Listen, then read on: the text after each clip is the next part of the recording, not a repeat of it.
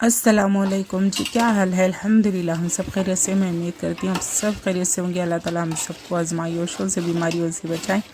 और ये बन रही थी बिरयानी। अखनी मैंने बघार डाली थी, गोश्त ये गल गया था, सारा मिक्स कर ली थी, पानी रखी हूँ बॉईल करने के लिए। हाँ, आज इतवार नहीं है, संडे नहीं है, फ्राइडे नहीं है।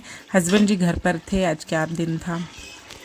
हाँ, जुमेरात का दिन था। हस्बैंड जी घर पर थे तो उन्होंने बिरयानी खाने के लिए कहा था। बनाकर मैं 8-15 दिन हो गए थे ना, तो इसलिए उन्हें बिरयानी याद आ गई थी शायद, इसलिए मैं बना रही थी। देखें, 3:45 बज गए थे। बच्चे मदरसा मतलब बच्चे ट्यूशन गए थे, और हाँ, दोनों भी ट्यूशन गए थे। और ये हो रही थी अज़ान असर की, दम हो गई थी बिरयानी।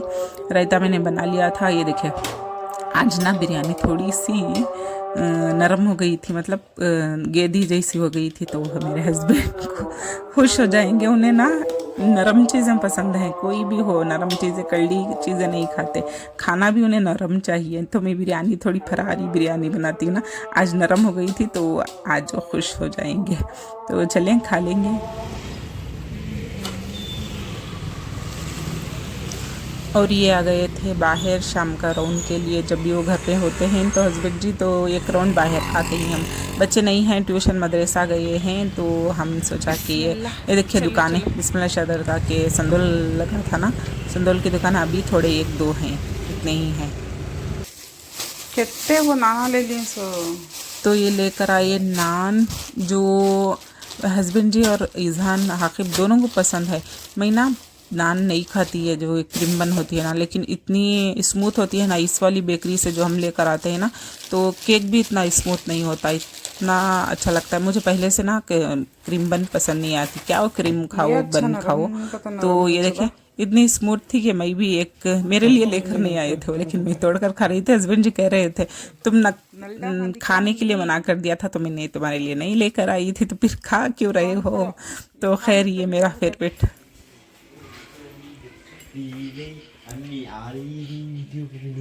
और ये थी जुमा की सुबह। इजहान को मैंने नहला दिया था, आकिब को नहना बाकी है। हस्बैंड जी चले गए थे और मेरी ये सफाई चालू है।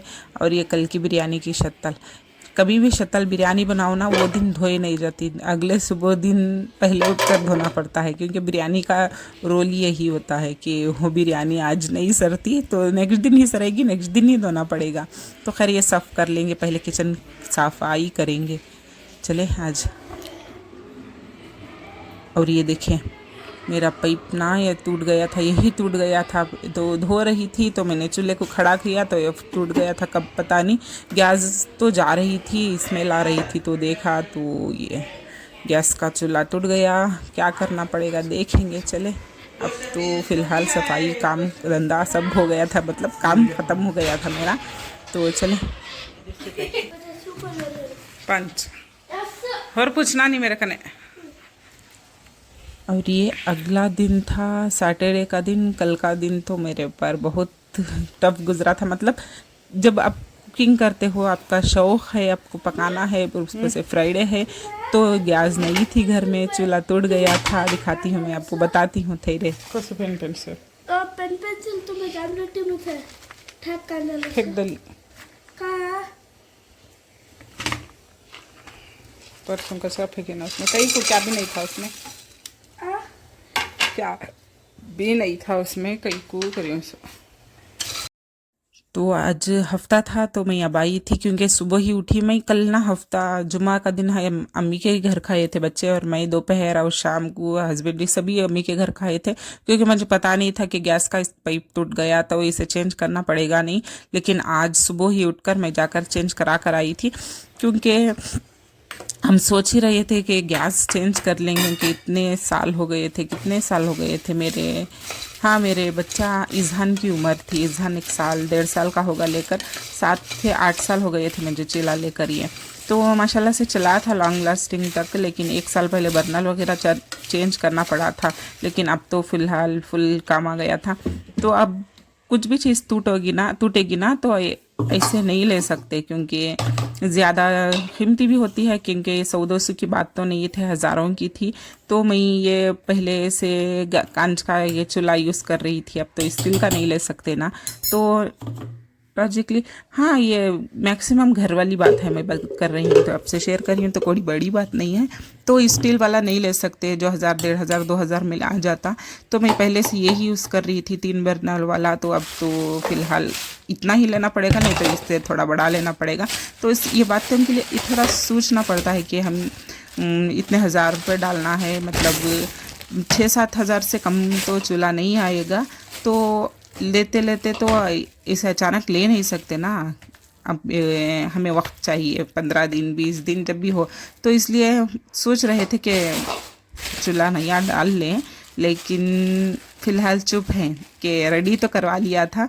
तो खैर मैं बताती हूँ, मेरा बात कहीं की कहीं चल जा रही थी।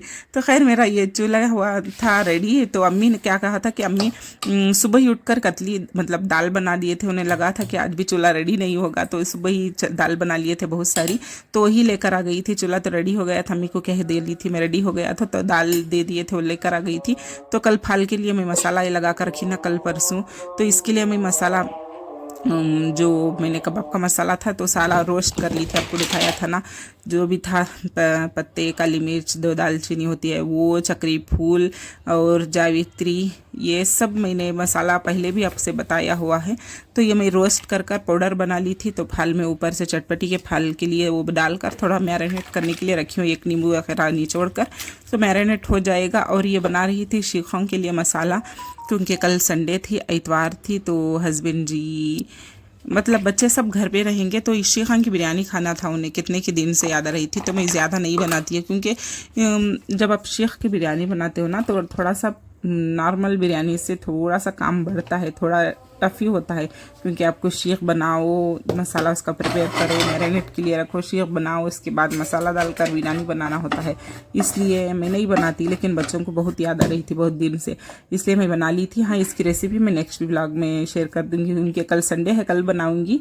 तो वो और ये आधा अधूरा हो जाता है, इसलिए मैंने आपसे सिर्फ शेयर कर दिया था। सारी रेसिपी मैं कल बताऊंगी इंशाल्लाह बिरयानी बनाते वक्त। और ये चल रहा था खतरों के खिलाड़ी, आज का लास्ट दिन था, मतलब कल भी है, कल ना कल फिनाले है, लेकिन स्टंट आज लास्ट था। तो हम जब भी खतरों की खिलाड़ी डालता है हर साल, तो हम तो फॉलो करते हैं, बच्चे हमें, मेरे हस्बैंड भी कभी कभी देख लेते हैं।